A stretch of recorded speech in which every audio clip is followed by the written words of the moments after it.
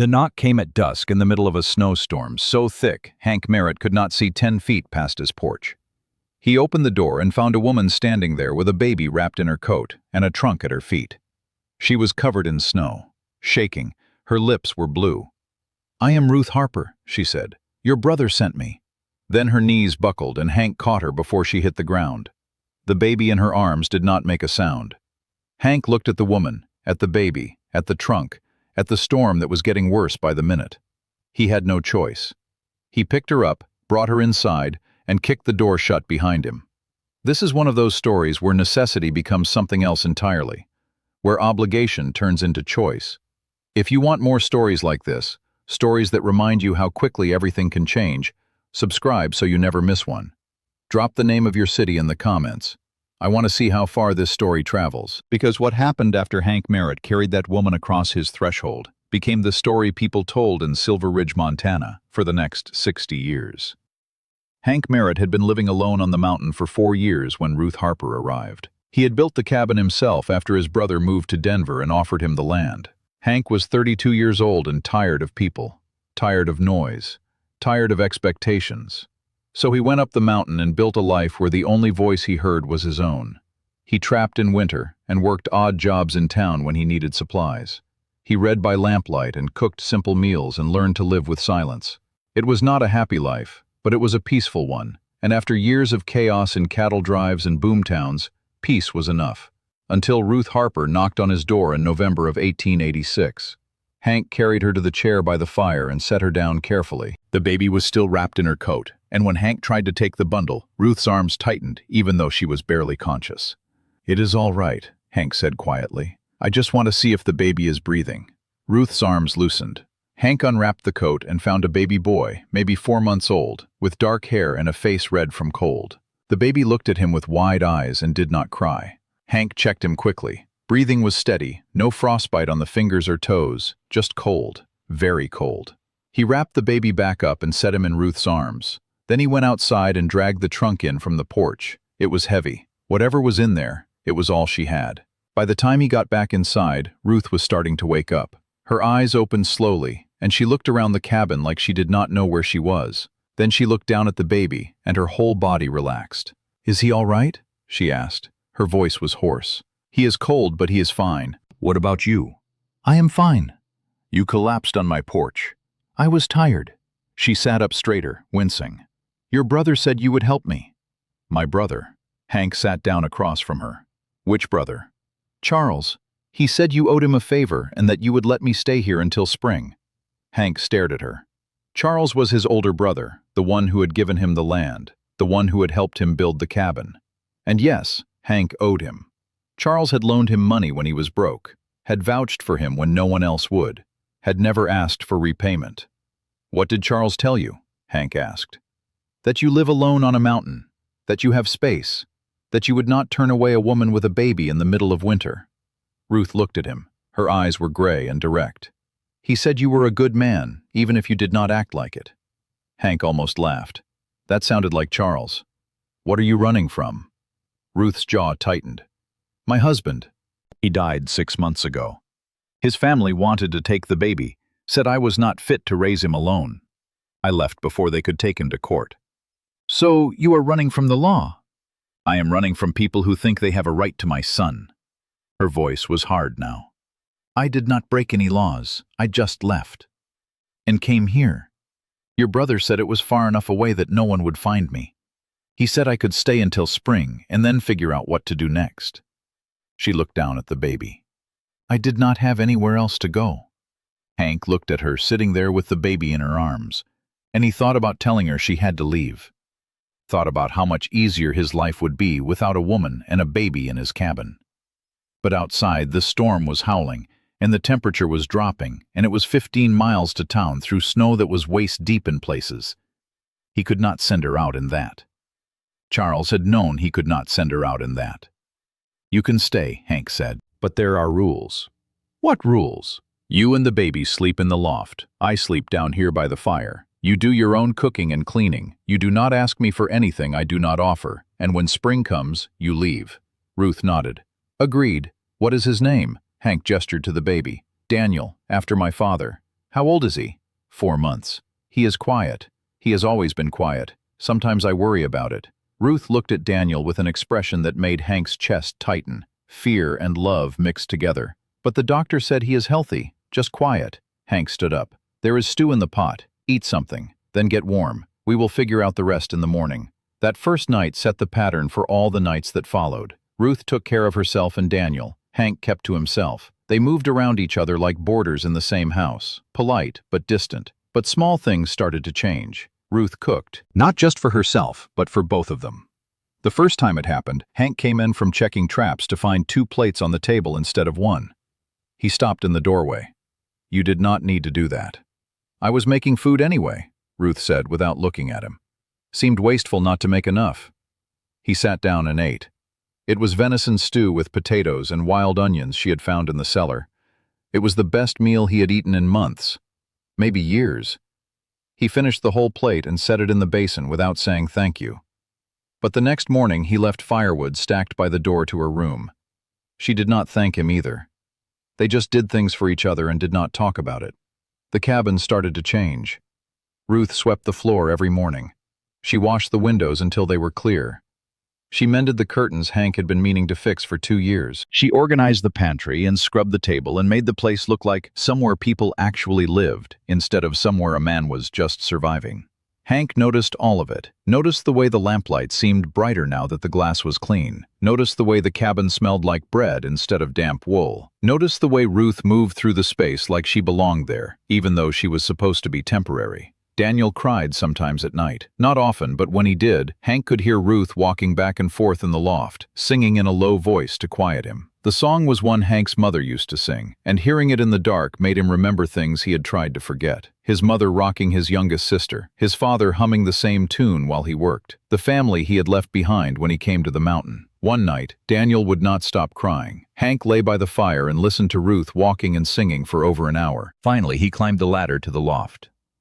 Ruth was standing by the small window, holding Daniel against her shoulder, swaying back and forth. Her face was exhausted. "Let me try," Hank said. Ruth looked at him like she did not quite believe he was there. Then she handed him the baby. Daniel was hot and fussy, his little fists clenched.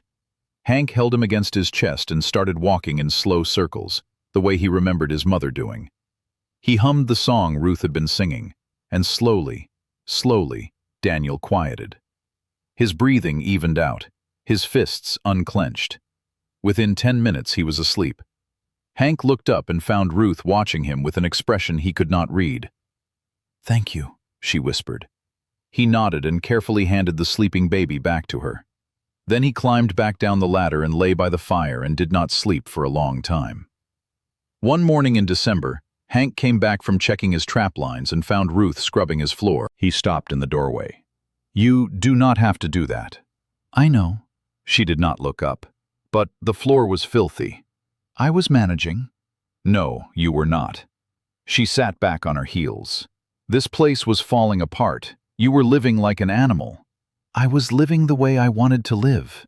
"Well, now you are living with other people, so it needs to be clean." Hank should have been angry. Should have told her it was his cabin and she was a guest, and she did not get to decide how he lived. But he looked at the clean floor and the swept hearth and the windows that she had washed until they were clear, and he could not find it in himself to be angry. "Fine," he said. Ruth went back to scrubbing, and Hank went outside and chopped twice as much wood as usual. The weeks passed. December turned into January. The snow piled higher. Some days Hank could not get down the mountain to town. They were trapped together, the 3 of them, and slowly they stopped being strangers. Hank learned that Ruth was 24 years old and had been married for 3 years to a man who was kind but sickly. He had died of pneumonia, and his family had blamed her for not taking better care of him. She had no family of her own, no money, no prospects, just Daniel and a trunk full of clothes, and a determination not to let anyone take her son. "They said I was too young," Ruth told him one evening while they sat by the fire. Daniel was asleep in the loft, and they had fallen into the habit of talking for an hour before bed. "Said I was not capable of raising a child alone. But I raised their son through 3 years of illness. I kept him alive longer than any doctor thought possible. And they still said I was not good enough. You are good enough, Hank said. Ruth looked at him. How do you know? Because I see what you do every day. How you take care of him. How you work from dawn until dark. How you never complain even though you are exhausted. He looked down at his hands. You are the strongest person I know. Ruth's eyes filled with tears, but she did not let them fall. Thank you. Ruth learned that Hank had worked cattle drives from the time he was 15 until he was 28. That he had seen too many men die from stupid reasons. Bar fights, stampedes, infections from cuts that should not have killed anyone. That he had come to the mountain because he was tired of watching people destroy themselves and each other. I saw a man die because he would not admit he was sick, Hank told her. He kept working until he collapsed. By the time we got him to a doctor, it was too late. He was 23 years old, and he died because he was too proud to ask for help. Is that why you live alone? Ruth asked. Because you are tired of watching people die? I am tired of caring about people who will not take care of themselves. He looked at her. It is easier to care about no one. Is it working? Hank did not answer, because the truth was, it had been working until she arrived. And now he was starting to care again, and it terrified him. And Daniel learned to smile at Hank. It happened slowly. First, Daniel would watch Hank from Ruth's arms, his dark eyes following every movement. Then he started reaching for him when Hank walked past. Then, one day in late January, Hank sat down near the fire, and Daniel crawled over to him and pulled himself up using Hank's leg. Hank looked down at the baby clinging to his pants and did not know what to do. He likes you, Ruth said from across the room. He is just a baby. He does not know any better. He knows. Ruth came and picked Daniel up, but the baby twisted in her arms and reached for Hank. See? He wants you. Hank held out his arms, and Ruth handed him the baby. Daniel settled against Hank's chest and looked up at him with those wide, dark eyes, and something in Hank broke open. He had not held a child since his niece was born 8 years ago. Had not wanted to. Children meant attachments, and attachments meant pain. But Daniel was warm and solid and trusting, and Hank found himself holding the baby like he was something precious. He is getting heavy, Hank said, his voice rough. He is growing. Ruth sat down beside him. He likes you more than anyone except me. That cannot be true. It is. Watch. She held out her arms. Daniel looked at her, then looked at Hank, and stayed where he was. Ruth laughed. See? You are his favorite. After that, Daniel spent more time with Hank. When Ruth cooked, Hank held Daniel. When Ruth cleaned, Hank took Daniel outside to show him the snow and the trees and the mountains. When Daniel fussed, Hank walked him around the cabin until he quieted. And when Daniel laughed for the first time, a burbling, delighted sound, it was because Hank was making funny faces at him across the table. Ruth stood in the doorway and watched them. Hank looked up and saw the expression on her face, something soft, something that made his stomach flip. What? He asked. Nothing. She turned away. Just did not expect you to be good with children. I am not. You are. She looked back at him. He loves you. I can tell. Hank did not know what to say to that. So he just kept making faces until Daniel laughed again. In February, a warm spell hit and the snow started to melt. Hank went to town to get supplies, and when he came back, he found Ruth packing her trunk. His stomach dropped. What are you doing? Getting ready.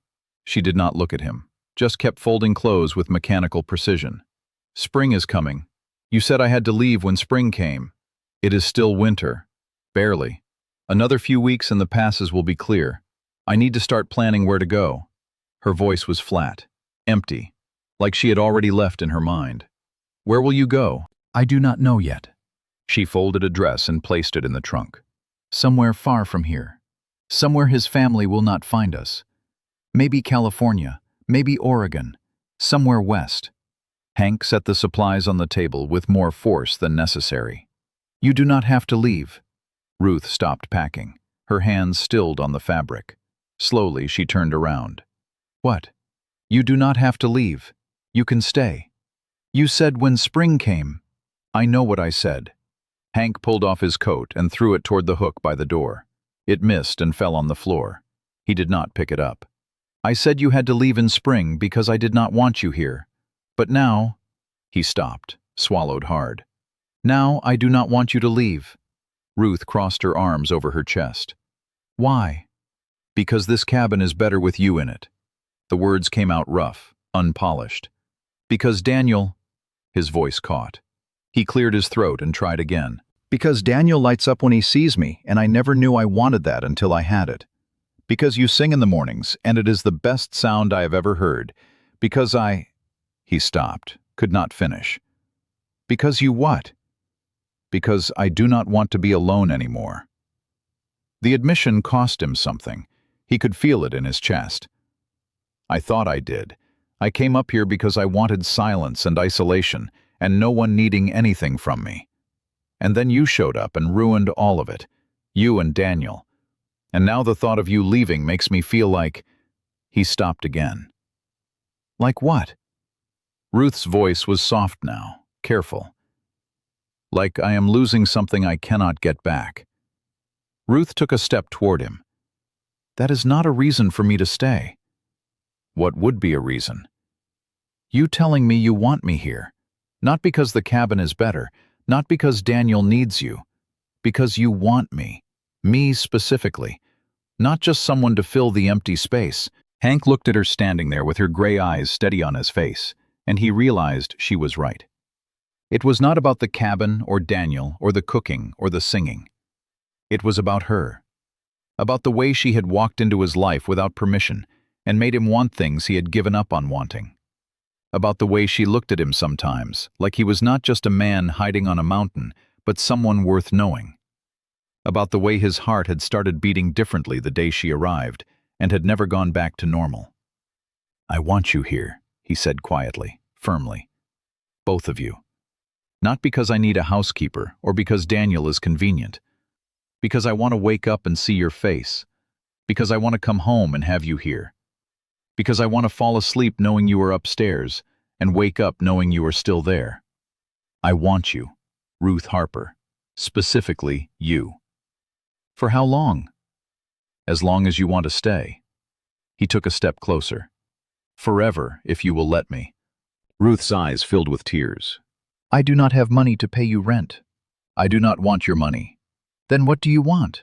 I want to wake up and hear you singing. I want to come home and find Daniel waiting for me. I want to eat meals across from you instead of alone. I want— He stopped, swallowed hard, started again. I want this, what we have now. I do not want it to end in spring or summer or ever. Ruth crossed the remaining distance between them and stood close enough that he could smell the soap she used. I want that too. Then stay. On one condition. What condition? You stop sleeping down here by the fire like a boarder. You sleep in the loft with us, as a family. She reached up and touched his face. Her hand was warm against his cold skin. As my husband. Hank's heart was pounding so hard, he was sure she could hear it. As your husband? Yes. Ruth's voice was steady now, sure. I love you, Hank Merritt. I have loved you since the day you carried me inside, even though you did not want to. Since you held Daniel that first night and checked him for frostbite with hands that were so gentle, I knew you were a good man no matter how hard you tried to pretend otherwise. And I am tired of pretending I do not love you. I am tired of sleeping alone in the loft and pretending this is temporary, when it has not felt temporary since the second week. Hank pulled her against him and kissed her. It was not a gentle kiss. It was desperate and hungry, and full of months of wanting something he had not let himself name. When they broke apart, Ruth was crying and Hank was shaking. I love you too, he said. I did not want to. I tried not to, but I do. Then marry me. What? Marry me. Not because you have to. Not because I need protecting. Because you want to. I want to, Hank said. God help me, I want to. They were married in March in the small church in Silver Ridge. Daniel sat on Ruth's lap during the ceremony and clapped when it was over. Half the town came, not because they knew Hank, most of them barely knew he existed, but because word had spread that the mountain man who lived alone was marrying the woman who had shown up on his porch with nothing but a trunk and a baby. When the preacher asked if anyone objected, no one said a word. When the ceremony was over, Hank kissed his wife and picked up Daniel and carried them both out of the church. Someone shouted congratulations, someone else whistled. And Hank, who had not smiled in public in 4 years, grinned like a fool. They went back to the cabin and lived there for the rest of their lives. Ruth kept the house clean and cooked meals that made the cabin smell like a home. Hank worked his trap lines and expanded the land and built additions as more children came. 3 more sons and a daughter. The cabin became a house. The house became a homestead. And the man who had wanted nothing but silence learned to love the sound of children laughing and his wife singing and life happening all around him.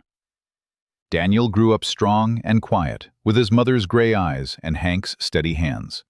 He never remembered arriving in a snowstorm or sleeping in a strange loft or being carried inside by a man who did not want him there. He just remembered his father teaching him to trap and his mother singing and a childhood full of love. People in Silver Ridge talked about Hank and Ruth Merritt for 60 years. They talked about the night she arrived with nothing but a trunk and a baby. They talked about how Hank had no choice but to let her in. And they talked about how sometimes the things you have no choice about become the things you would choose over and over again if you could. Ruth Merritt died in 1945 at the age of 83. Hank died 2 months later. They were buried on the hill behind the cabin where they had spent 59 years together. On Ruth's headstone, Hank had carved the words he told her the night he asked her to stay. She arrived with 1 trunk and a baby. I had no choice but to let her in. And then I had no choice but to love her. And then it was not about choice anymore. It was about keeping what I could not live without.